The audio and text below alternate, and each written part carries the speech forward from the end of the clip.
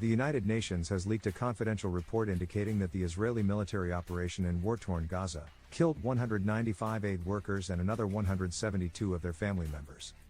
News.com has learned that this information comes just ahead of the Jewish state's Prime Minister, Benjamin Netanyahu's congressional address. The report, compiled by the UN's Crisis Coordination Center, indicated that while individuals who died at the hands of the Israeli Defense Force, IDF, were serving the organization's World Food Program, WFO, World Health Organization, WHO, or UN Children's Fund, UNICEF, most of them worked for the UN Relief and Works Agency for Palestine Refugees in the Near East, UNRWA. The findings, which were documented before the International Criminal Court ruled that the IDF's presence in Gaza and the West Bank was illegal, were circulated among the UN's employees as early as July 1. In the meantime, Israel is reportedly continuing its attacks on UN staffers. A spokesperson for the organization reported one such incident on July 21.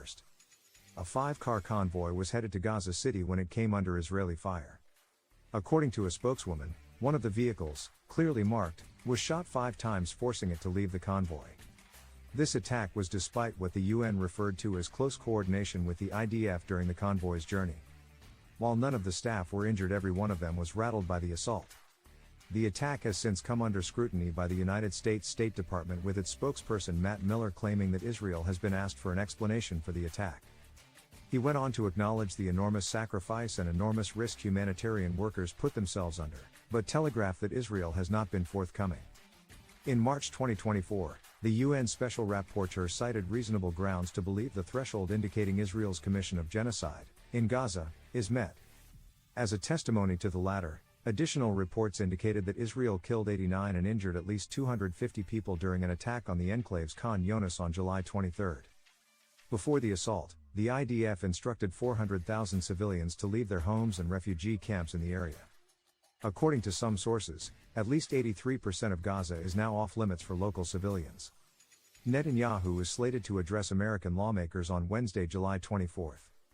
During his first visit to the U.S. since the October 7 Hamas attack, he will try to hedge his bets on the November election by putting in FaceTime with Kamala Harris and Donald Trump, per Dropsite News. He will also meet with the outgoing President Joe Biden.